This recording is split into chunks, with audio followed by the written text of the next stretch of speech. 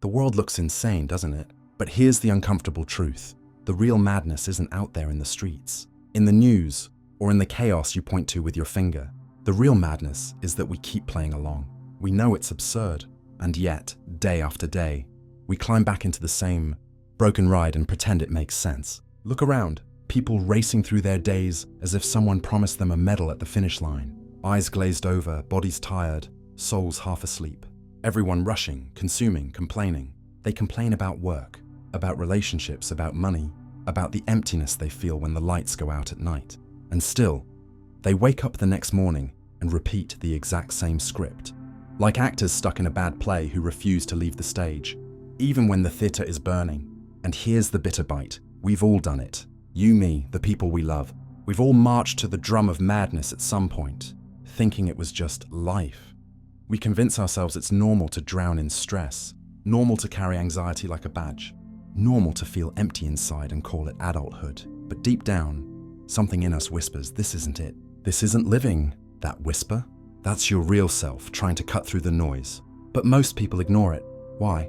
Because chaos feels familiar, and what is familiar feels safe, even when it's toxic, even when it's killing you slowly. Think of the people you know. How many stay in jobs they hate for 10 years? How many drag themselves through relationships that suck the life out of them? How many keep telling the same stories? I'm tired, I'm stuck, I wish things were different, but nothing ever changes. It's tragic and comical at the same time.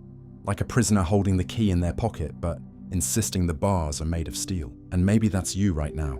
Maybe you've felt it. That loop you can't escape.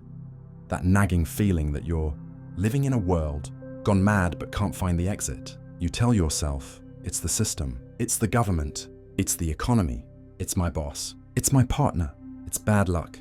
And sure, those forces are real. They play their role. But here's the secret no one likes to hear. If everything is mind, like Hermes Trismegistus taught, then the battlefield isn't outside. It's inside, right here in your head. That's where the chaos breeds. Not on the streets, not in the headlines, not in the noise of the world. It's in that voice you hear every single day. The one that whispers, don't risk it, don't change, don't dream too big, stay small, stay tired, stay safe. It sounds like you, it wears your voice.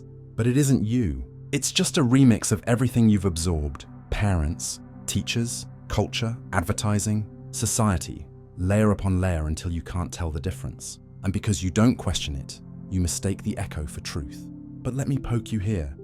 Have you ever actually stopped to ask, whose voice is this? Really? Have you ever turned around and said, wait a second, why am I letting this commentary run my life? That's where the glitch starts. That's where the ride begins to crack. And in that crack, you see it clearly. Most of your suffering wasn't destiny. It was programming. Programming can be rewritten. That's the part they don't want you to know. If chaos was learned, so was misery. If misery was learned, it can be unlearned. And if it can be unlearned, then freedom is not just a dream. It's a skill. But here's the kicker. Freedom is terrifying. Real freedom means stepping into the unknown. And most people would rather cling to the predictable pain of chaos than face the uncertainty of peace. That's why the world looks insane. It's not that people love suffering. It's that they're addicted to familiarity. And misery, when repeated long enough, feels like home. So let's cut through the illusion. The truth is brutal but simple. No one is forcing you to stay on this ride.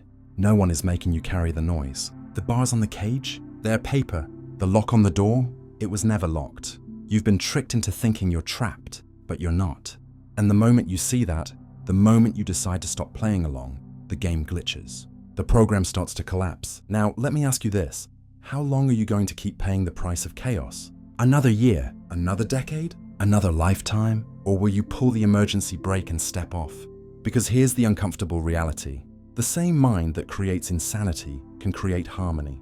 The same energy that fuels stress can fuel clarity. The same inner voice that repeats fear can be trained to repeat intention. And if you're still listening to me right now, maybe that whisper inside you is already awake. Maybe you're already tired of the madness. Maybe you don't just want to escape, you want to create. And if that's you, let me invite you. Don't just watch this passively. Hit subscribe, because here we don't just talk about breaking illusions, we break them together. Here's the cruel trick of this so-called normal life.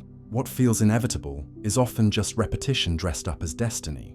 We live inside loops, habits, beliefs, routines, that we didn't even choose. And then we convince ourselves, this is just how the world works. But is it? Or is it just how we've been trained to think the world works? When you pause long enough to watch, you notice something chilling. Chaos isn't only out there, it leaks into our homes, our relationships, our inner frequency. The collective madness becomes personal madness. You wake up heavy. You move through your day numb. You go to bed with that quiet ache, the sense that something essential is missing, but you can't name it. That's not random. That's resonance. You've absorbed the frequency of a sick culture, and now it hums through your body like background static. And the worst part? You hand it on. Without meaning to, you pass the madness forward. You snap at someone you love. You lose patience with yourself. You make choices on autopilot that don't reflect your soul. And then you justify it. That's just life. But deep down, you know that's a lie. That's not life. That's survival mode. And survival mode is not what you were born for. Look closer. The lack of love you see on the street. The insensitivity of people rushing past each other without eye contact. The way creativity feels like a luxury instead of a birthright. That's not a coincidence. That's the byproduct of a society addicted to chaos. A society that worships speed, noise, distraction. And when you align with that energy, even unconsciously, you tune yourself to the same madness. Why do we accept this as normal?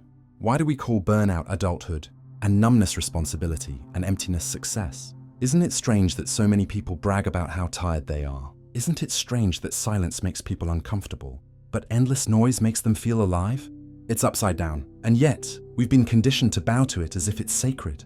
But here's the confrontation you can't dodge. If Hermes was right, if all is mind, then every bit of this chaos exists only because we keep it alive in our minds. It doesn't live on its own. It feeds on your attention. It feeds on your belief that you are powerless. And once you see that, the question isn't, why is the world so crazy?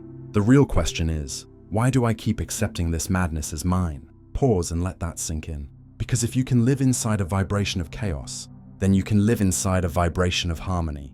If you can survive inside the frequency of emptiness, then you can thrive inside the frequency of fullness. The same door swings both ways. The same mind that creates the cage can also build the key. And let's be brutally honest, most people never take that option. They'd rather recycle the same complaints.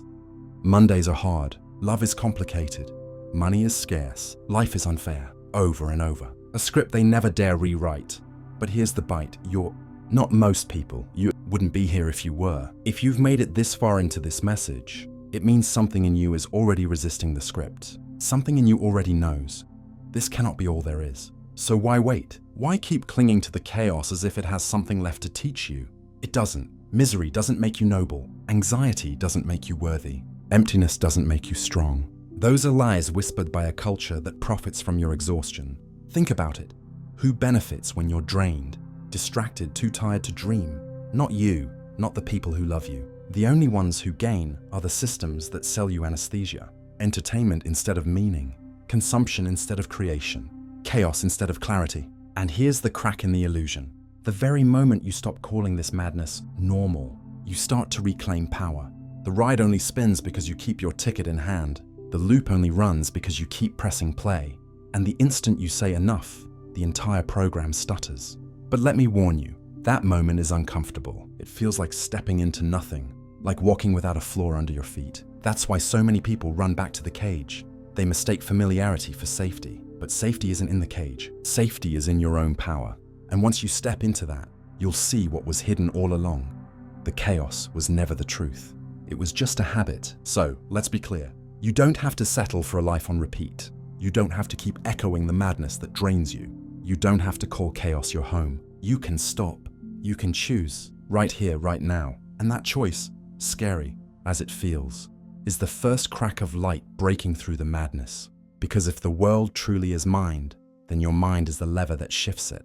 And the day you stop feeding the insane program is the day you start building a new one. You know that moment when you suddenly realize the world you've been living in is not the real one? When the noise you thought was normal begins to sound unbearable? That's the turning point. That's the place where you stop running on autopilot and start reclaiming your seat at the controls of your own existence. The truth is, the world you've been begging to get off of isn't even out there. It's inside. It's the chaos your mind has been replaying. The fears you've been recycling. The loops of thought that whisper the same tired lines over and over again. And here's the revelation. The same mind that builds the cage can also unlock it. The same energy that feeds insanity can feed harmony. The same door you want to escape through is also the doorway to your awakening. So how do you stop the spinning ride? You don't need fireworks. You don't need to quit your life, abandon your family, or burn everything down to the ground. You need something much more radical than that, a pause. One conscious pause, a deliberate interruption in the endless stream. It starts with silence, not the kind you force by turning off every device, but the kind that grows when you stop chasing the noise inside. Imagine this. You wake up tomorrow morning, and instead of rushing straight into the flood of emails, news and worries, you simply sit up and breathe. Nothing mystical, nothing complicated, just one deep breath that belongs only to you. That moment is not small. It's not trivial. That's you pulling the emergency brake on the world. That's you stepping off the ride for the very first time. From there, intention becomes your compass, because every vibration you carry is shaped by what you intend. Without intention, you're a radio tuned randomly, catching every static-filled broadcast the world throws your way. With intention, you're choosing the station. You're setting the frequency, and suddenly, what once felt like chaos begins to bend to your clarity. This doesn't mean life outside changes overnight. People will still be loud. The news will still scream disaster. The culture will still glorify burnout. But here's the quiet revolution. You won't be wired into that system anymore. You'll be standing in it without being consumed by it. That's what freedom looks like. Not the absence of challenge, but the absence of attachment to madness. And there's another piece. Perception. The more you notice your own field, the more you catch the subtle energy of your life, the less hypnotized you are by the external circus. Close your eyes right now and feel it. Your own pulse, your own energy moving inside you. That's your anchor. That's the real world you've been searching for. The one they told you didn't exist. When you're aware of it, you're no longer lost in the borrowed scripts of others. You're alive in your own. Of course, the system won't clap for you.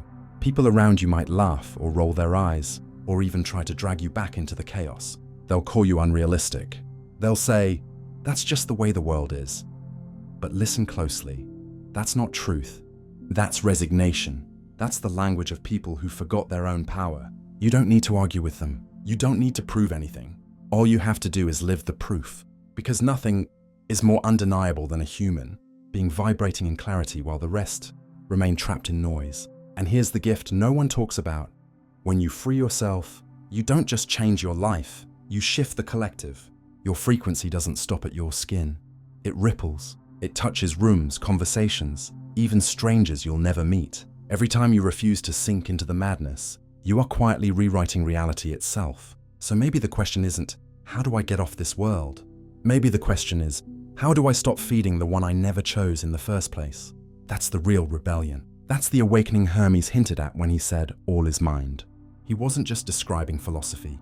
He was daring you to edit reality from the inside out. And you can, right here, right now. Take one breath that belongs only to you. Set one intention that doesn't bow to fear. Catch one glimpse of your own field before the world blinds you with distractions. That's all it takes to begin. Not a revolution in the streets. A revolution in your own nervous system. That's where the real door is. Because the same door you've been desperate to exit is the one that opens inward. The exit is the entrance. The escape is the awakening. And when you cross it, you realize something you may never forget. You were never trapped. The world was never spinning you out of control. It was always your choice whether to ride or to step off. So now I'll ask you, are you willing to stop? Are you willing to step out of the trance and into your own clarity? Because if you are, you won't just be escaping chaos. You'll be creating something the world needs more desperately than ever. Harmony, presence, and truth. And if this resonates with you, don't keep it locked inside. Share it, pass it on. Subscribe not just to this channel, but to your own awakening. Because every time you choose intention over autopilot, silence over noise, clarity over chaos, you're not just saving yourself. You're saving the world we could all be living in.